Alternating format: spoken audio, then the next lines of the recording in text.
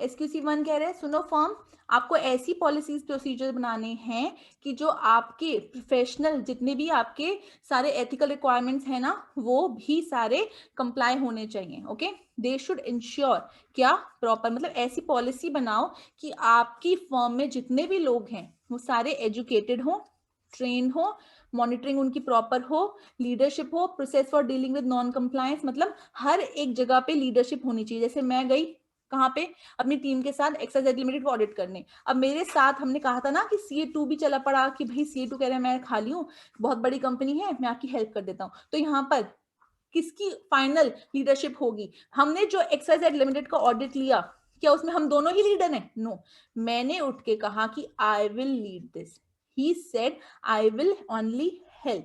तो आप जो भी काम करो उसमें प्रॉपर लीडरशिप होनी चाहिए. आप जो भी काम करो उसमें आपको देखना है कहीं भी नॉन कंप्लायंस नहीं हो, प्रॉपर हर चीज की मॉनिटरिंग करनी है. जितनी भी आपकी टीम है उनको रिक्वायर्ड फील्ड में क्या होनी चाहिए, प्रॉपर एजुकेशन और ट्रेनिंग आपको देनी है. और ये जो एथिक्स है ना, ये mentioned in code, professional ethics mentioned in SA 200, जो भी आपका SA 200 है उसके अंदर ये सारे जो है ना एथिक्स मेंशन्ड है. ठीक है, तो आप ये देखो, तो हमने यहाँ पर फाइनली चीज क्या करी है, SQC1 आया. SQC1 ने क्या कहा, सुनो फर्म, आप तो बहुत सारे काम कर रहे हो, तो आपको क्या करना है, आपको क्वालिटी को मेंटेन करना है. तो आपको क्वालिटी मेंटेन करने के लिए क्या काम करने हैं, आपको क्वालिटी मेंटेन करने के लिए क्या करना है, ये चीजों पर आपको पॉलिसीज बनानी है. मतलब इन सब चीजों पर आपको पॉलिसीज बनानी है. पॉलिसीज आपकी कैसी होनी चाहिए कि आपके अंदर एक लीडर, आप अपना एक लीडर चुनोगे, लीडर आपका एक्सपीरियंस होना चाहिए और वो ऐसी पॉलिसीज बनाएगा जिससे कल्चर बहुत अच्छा हो जाएगा आपकी कंपनी का. साथ में हर कोई प्रोफेशनल स्टैंडर्ड्स को, लीगल रिक्वायरमेंट्स को कंप्लाई करेगा. और साथ में जब आप ये पॉलिसीज बनाओगे तो प्लीज सफिशिएंट रिसोर्सेज आप डिवोट करना ताकि आपकी जो क्वालिटी कंट्रोल की पॉलिसीज है ना वो ढंग से डेवलप हो, प्रॉपरली डॉक्यूमेंट हो और क्वालिटी कंट्रोल को सपोर्ट करें. ठीक है, आप ऐसी पॉलिसीज बनाओ कि सब लोग CA 1 2 3 4 5 MBA जितनी भी टीम है, लॉयर आर्किटेक्ट जितने भी आपके लोग हैं ना, सारे एथिकली बिहेव करें. ठीक है, नेक्स्ट ये आया. थर्डली वो कहते हैं acceptance and continuance of client relationship and specified engagement.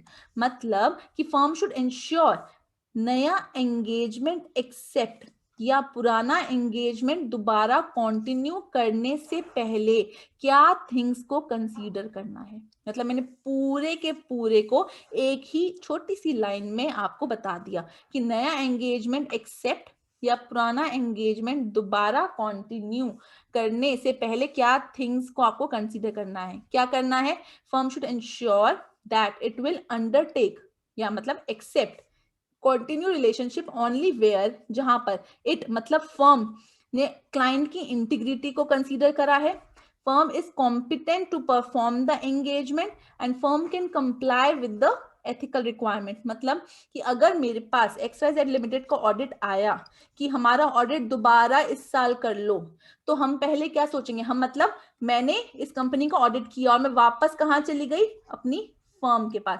पहले भी मैं फर्म से ही आई थी और ऑडिट करने के बाद मैं अपनी टीम के साथ वापस कहाँ चली गई, फर्म के पास.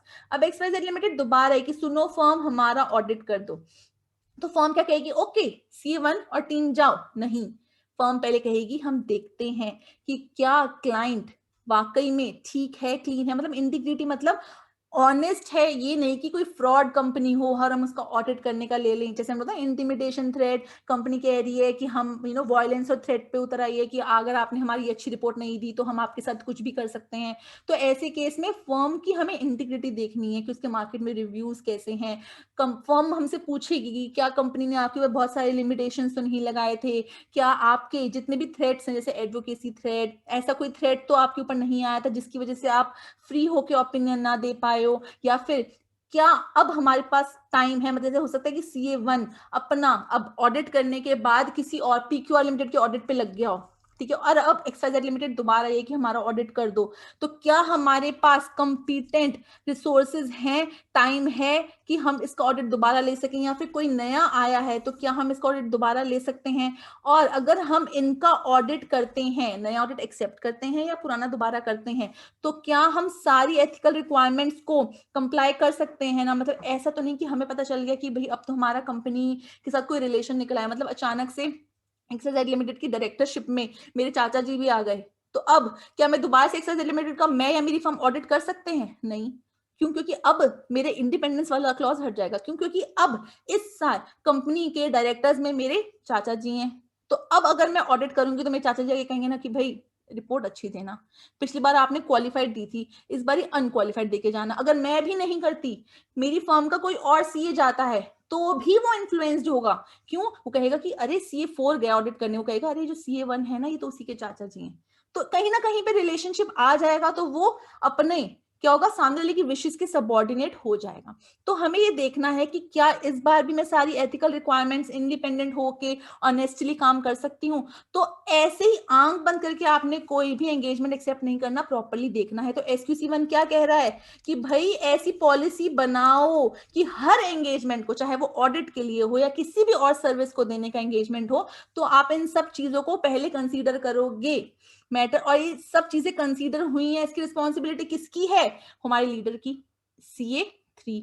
ठीक है, matters that firm consider to check clients integrity. अब वो कौन से मैटर्स हैं? आइडेंटिफाई बिजनेस की रेपुटेशन, उसके क्लाइंट की, प्रिंसिपल ओनर की मैनेजर पर्सनल्स और TCWG की रेपुटेशन कैसी है मार्केट में, कहीं वो चोर तो नहीं है, कहीं वो फ्रॉड तो नहीं है, कहीं किसी एरिया के गुंडे मुंडे तो नहीं है, कंपनी खोल के बैठ गए और हम उनको ऑडिट करने जाएं तो हम पर एक इंटिमिडेशन थ्रेट करके आ जाए। नेचर ऑफ क्लाइंट्स ऑपरेशन, कि कैसा उनका नेचर, अगर वो गोल्ड और सिल्वर में डील करते हैं तो हम उनको ऑडिट नहीं कर सकते, क्योंकि हमारे पास कोई एक्सपर्ट ही नहीं है जो हमें समझा पाए। तो हम उनके स्टॉक को समझ ही नहीं पाएंगे, वो क्या सेल कर रहे हैं, तो हम उनका ऑडिट नहीं ले सकते क्योंकि हमारे पास एक्सपर्ट ही नहीं है। ठीक है, indication of inappropriate limitation of work, audit के टाइम लिमिटेशन लगाना। मतलब हमने पूछा किससे? उनसे, कि भाई आप हमारे पास ऑडिट लेकर क्यों आए हो, आपका पिछला ऑडिटर ऑडिट क्यों नहीं कर रहा। हम उनके पिछले ऑडिटर से पूछेंगे कि भाई आपने ऑडिट क्यों छोड़ा, वो कहेगा कि भाई ये कंपनी तो बहुत लिमिटेशंस लगाती है, इन्होंने मुझे इस चीज के बारे में नहीं बताया, डॉक्यूमेंट्स नहीं दिए, कोई सीधे मुंह बात नहीं करता है, तो क्या हम जाके ऑडिट लेंगे? ओके, हम तो कंपनी को देख लेंगे। नहीं, जो कंपनी पहले लिमिटेशंस लगा रही है, क्या वो आपकी इस साल हेल्प करेगी? XYZ लिमिटेड ने पिछले साल हम पर इतनी लिमिटेशंस लगाई थी, एंगेजमेंट की एक भी टर्म को फॉलो नहीं किया था, तो क्या हम दोबारा से XYZ लिमिटेड को ऑडिट ले लेंगे? हम कहेंगे नहीं, सुनो फर्म, मैं CA1 अपनी टीम के साथ XYZ लिमिटेड का ऑडिट नहीं लूंगी। क्यों? क्योंकि उन्होंने पिछले साल हम पर बहुत लिमिटेशंस लगाई थी, बहुत मुश्किल से हमने ऑडिट किया, बीच में तो हम लोगों को एंगेजमेंट के टर्म्स भी चेंज करने पड़ गए थे, तो हम इस बार उनको ऑडिट नहीं लेंगे। तो indication of inappropriate limitations of work, indication that client may be involve in money laundering, की क्लाइंट का कोई काम मनी लॉन्ड्रिंग से भी रिलेटेड है। Reasons for appointment of firm and not appointment previous firm, मतलब वो हमारे पास क्यों आए हैं, उन्होंने प्रीवियसली जो उनका ऑडिट कर रहा है वो उनके पास क्यों नहीं गए, ये भी उनसे पूछेंगे। इन केस, हाँ जी, हाँ जी बोलो मैम। मनी लॉन्ड्रिंग मतलब क्या होगा? मनी लॉन्ड्रिंग मतलब बेटा पैसा इधर के उधर करना, किसी भी व्हाइट मनी को ब्लैक या ब्लैक को व्हाइट करना। तो मतलब कोई भी ऐसा काम करना जिसमें मनी लॉन्ड्रिंग इन्वॉल्व हो जाती है, मतलब कंपनी जो पैसा अर्न कर रही है अपना सामान बेच के, उसके भी अलावा। ठीक है, आई थिंक ओके मैम। कुछ होता है ना। ओके, चलो। Okay, in case such issues are identified and firm takes up or continue the engagement, it should document how issues are resolved. मतलब अगर सपोज कर लो मेरे पास स्टाफ नहीं है, फर्म, मेरे मतलब यहाँ पे हो रही है बात फर्म की, फर्म कह रही है कि हमारे पास अभी स्टाफ नहीं है, सारे सीएस जो हैं वो बिजी हैं, पर फिर भी हम सुनो PQR तुम्हारा ऑडिट लेने के लिए तैयार हैं। अगर हम तब भी इनको ऑडिट ले रहे हैं, सपोज कर लो ये एग्जांपल कि हमारे पास अभी क्या है, कॉम्पिटेंट स्टाफ नहीं है कि जो परफॉर्म कर सके, पर फिर भी हम ले रहे हैं, तो हम क्या लिखेंगे? रीजन क्या बोलेंगे कि जो भाई CA5 है ना, उसका ऑडिट ऑलमोस्ट कंप्लीट हो गया है, कल बोर्ड की मीटिंग में वो क्या करेगा, अपनी रिपोर्ट को सबमिट करके आ जाएगा और नेक्स्ट 4 डेज में वो फ्री हो जाएगा। तो इसीलिए हमने क्या किया है, हमने इस कंपनी का ऑडिट ले लिया है, पर हम 1 हफ्ते बाद ऑडिट शुरू करेंगे। तो अगर ऐसे कोई भी केस होते हैं, ठीक है, फिर भी अगर हम ऑडिट लेते हैं तो हमें रीजन लिखना है कि हमने ये ऑडिट क्यों लिया। ठीक ठीक है। या फिर अगर हम ये कहें कि कंपनी ने पिछली बार बहुत सारी लिमिटेशंस लगाए थे, फिर भी हम एक्साइज लिमिट को ऑडिट कर रहे हैं, तो क्या रीजन है? हमने मैनेजमेंट से बात करी, मैनेजमेंट ने कहा है कि इस बार आपको ऐसी कोई भी प्रॉब्लम नहीं होगी, अगर हुई तो आप बीच में से विड्रॉ फ्रॉम एंगेजमेंट कर देना, मैनेजमेंट ने हमसे प्रॉमिस किया है, इसलिए हम दोबारा से ऑडिट ले रहे हैं, ठीक है। आफ्टर टेकिंग अप वर्क, पर अगर आपने फिर भी काम ले लिया, if firm obtains information that would have caused the firm to decline an engagement if information had been available earlier, मतलब आपने काम ले लिया पर आपको बाद में ऐसी बात पता चली जो कि आपको तब पता चलती जब आप सोच रहे थे, तो आप ये वाला ऑडिट ना लेते। मतलब पीक्यूआर आई, हमने पीक्यूआर के बारे में बहुत सी चीजें पता करी, हमें पता चला पीक्यूआर कंपनी ठीक है, पिछले ऑडिटर को पीक्यूआर ने डरा दिया था कि आप हमारे बारे में कुछ नहीं बोलोगे, इंटिमिडेशन थ्रेट। हमने उससे जाके पूछा, उसने बोला कि मुझे कुछ काम आ गया था इसलिए मैं आउट ऑफ इंडिया जा रहा हूँ। हमने कहा चलो ठीक है, बेचारी कंपनी, हम ऑडिट ले लेते हैं। हमने ऑडिट ले लिया, तो जैसे हमने ऑडिट लिया 1 महीने बाद ही हमें पता चला कि पीक्यूआर कंपनी में तो सारे के सारे ही फ्रॉड है, उनका काम ही क्या है, मनी को लॉन्ड्रिंग करना, इतना कोई उनका बिजनेस भी नहीं है, बस पैसे को इधर से उधर दिखा रहे हैं, सेल्स भी सारी उनकी फेक हैं, पर क्या करना है उनको, अपने जो ब्लैक मनी है उसको व्हाइट में कन्वर्ट करना है फेक सेल्स को दिखा के। तो हमें अगर ये बात पहले पता होती, जब हम एंगेजमेंट में एंटर कर रहे होते, तो हम इनका ऑडिट ना लेते। तो अगर आफ्टर टेकिंग अप हमें ये ऐसी इंफॉर्मेशन मिली है, तो हम क्या करेंगे, विड्रॉ फ्रॉम एंगेजमेंट, और हम जो प्रॉपर अथॉरिटी है उसको क्या कर देंगे, कम्युनिकेट कर देंगे। ओके, सो ये क्या है, SQC1 कह रही है, सुनो फर्म मतलब कह किससे रही है, वो बात किससे कर रही है, CA3 से, जो कि लीड कर रहा है। Acceptance and continuance of client relationship and specified engagement. कोई भी रिलेशनशिप में, एंगेजमेंट में अगर आप एंटर करते हो, चाहे वो नया हो या पुराने को कंटिन्यू कर रहे हो, तो आपको ध्यान देना है कि भाई हम ऐसी पॉलिसी बनाएंगे, ऐसे रूल्स बनाएंगे कि जो भी कोई नया एंगेजमेंट ले रहा है वो पहले इन सब चीजों को चेक करेगा। रूल लिखा है कि भाई CA1 सुनो, आप XYZ को ऑडिट करने जा रहे हो ना, पहले चेक करो कि क्या आपके पास ढंग की टीम है, कैपेबल, कॉम्पिटेंट, क्या आप इसका ऑडिट टाइम पे खत्म कर सको। CA1 क्या आपके पास खुद टाइम है। CA1 आप जाकर देखो कि जिस कंपनी का ऑडिट लेने जा रहे हो, कहीं उन्होंने पहले आप पे लिमिटेशन तो नहीं लगाई थी, क्या उनका जो क्लाइंट का जो बिजनेस है उसकी आपको नॉलेज है, अगर नहीं है तो क्या आप एक्सपर्ट हायर कर सकते हो। ये सब चीजें देखो, क्या कंपनी फ्रॉड के किसी बिजनेस में मनी को लॉन्डर, मतलब इधर से उधर मनी तो नहीं कर रही है।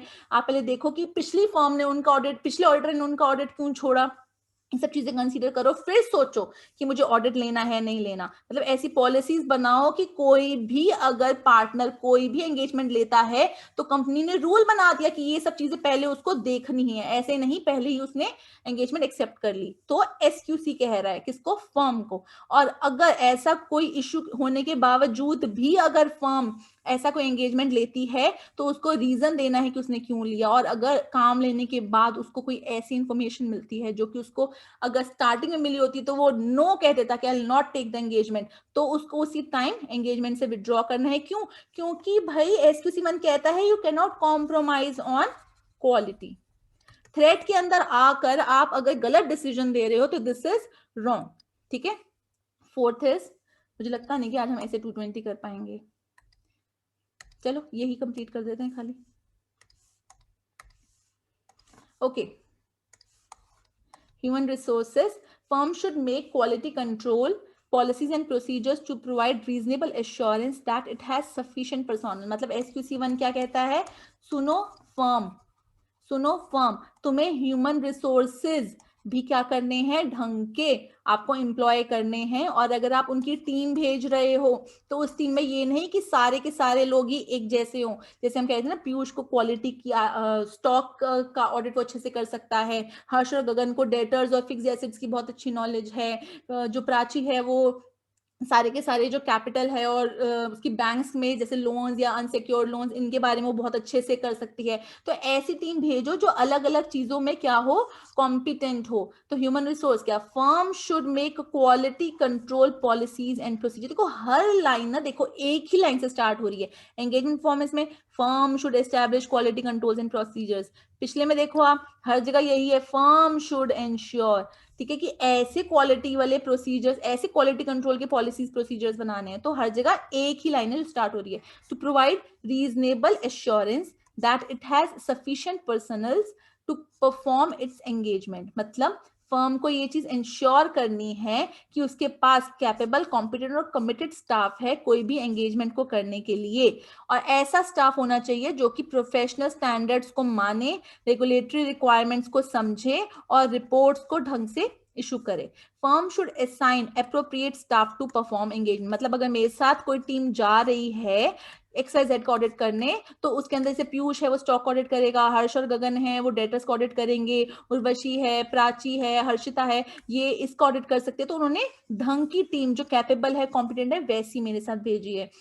और सच पॉलिसीज एंड प्रोसीजर्स क्या कहते हैं कि सुनो फर्म, जब तुम कोई भी एम्प्लॉय को रिक्वायरमेंट करोगे तो आपको ये देखना है कि रिक्वायरमेंट कैसे करनी है, मतलब आप कैसे पहले बच्चों को हायर करोगे, कैसे आप पार्टनर को भी अगर अपनी टीम में बुला रहे हो, किसी पार्टनर को भी सीए फर्म अगर एम्प्लॉय कर रही है तो उसकी रिक्वायरमेंट क्या, मतलब क्या रिक्वायरमेंट होनी चाहिए। मतलब अगर मैं एक पार्टनर को भी कर रही हूं तो वो पार्टनर सीए होना चाहिए या फिर वो लॉयर होना चाहिए। उसकी परफॉर्मेंस को मैं इवेलुएट कैसे करूंगी, क्या वो कैपेबल है, क्या वो कॉम्पिटेंट है। मेरी टीम, मेरी पूरी फर्म में जितने भी लोग हैं उनके करियर के डेवलपमेंट के लिए हम क्या करेंगे, उनकी प्रमोशन कब और कैसे होगी, उनकी कॉम्पनसेशन क्या होगी, एस्टिमेशन ऑफ पर्सनल नीड, मतलब कि उनकी नीड्स और रिक्वायरमेंट्स क्या हैं। जैसे अगर कोई फीमेल स्टाफ है तो विल इंश्योर कि जो कैब्स हैं उनको घर तक छोड़ें। मतलब क्या है कि हमें हर एक चीज को कंसीडर करना है। जो भी फीमेल स्टाफ है वो आफ्टर 6 नहीं रुकेगा,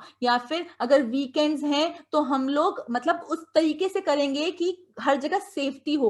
तो अब जो भी चीज है ह्यूमन रिसोर्स से रिलेटेड, उसमें हर एक चीज के बारे में हमने सोच के करना है। अगर कॉम्पनसेशन है तो वो हर एक लेवल पर अलग होनी चाहिए, ये नहीं कि सबको सेम कॉम्पनसेशन मिल रही है, तो फिर एक मोटिवेशनल फैक्टर ही नहीं होगा। प्रमोशंस भी होनी चाहिए, मतलब अगर एक कोई जूनियर अकाउंटेंट है तो वो सीनियर भी बनना चाहिए।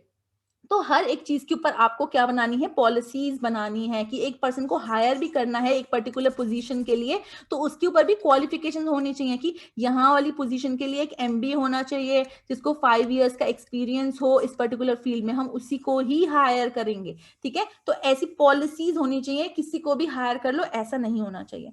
ठीक है, नेक्स्ट SQC 1 कहता है सुनो फर्म, द फर्म आपको ऐसे पॉलिसीज प्रोसीजर्स बनाने हैं क्वालिटी को कंट्रोल करने के लिए to provide reasonable assurance that engagement performed as per professional standard. मतलब यहाँ पर एंगेजमेंट परफॉर्म होना शुरू हो गया, जो क्लाइंट का एंगेजमेंट एक्सेप्ट कर लिया तो उसको परफॉर्म कैसे किया जाएगा। मतलब हमने कोई भी ऑडिट एक्सेप्ट किया या कोई और सर्विस हमने देने का सोचा है, तो हम उसको कैसे अब करेंगे कि हम जो भी एंगेजमेंट को परफॉर्म करेंगे वो प्रोफेशनल स्टैंडर्ड्स के साथ करेंगे, रेगुलेटरी और लीगल रिक्वायरमेंट्स होनी चाहिए उसमें पूरी, और फर्म ऐसी रिपोर्ट इशू करेगी जो कि एप्रोप्रिएट होगी एज पर सर्कमस्टांसेस। आगे, such policies and procedures include how engagement teams are briefed, मतलब कि जैसे मेरे साथ पूरी मेरी टीम गई है, अब पूरी टीम मेरी समझेगी कि काम का ऑब्जेक्टिव क्या है। मतलब ये नहीं कि मेरा काम है सिर्फ खत्म, मेरे ऊपर ऐसे 220 नहीं, SQC 1 भी लग रहा है। SQC 1 भी ये कहता है कि मुझे अपनी पूरी टीम को ब्रीफ करना है कि हम कहाँ आए। ये नहीं कि मैं जाके मैनेजमेंट से अकेले बात कर रही हूँ और मैं बोल रही हूँ सुनो हर्ष आपको ये काम करना है, सुनो गगन आपको ये काम करना है। वो कहेंगे मैम हमें तो समझाओ कंपनी का एनवायरमेंट। कहूंगी नहीं नहीं तुम्हें समझने की क्या जरूरत है, तुम्हें तो जो काम बोला है ना प्रोग्राम के अकॉर्डिंग चलो। नहीं, नो,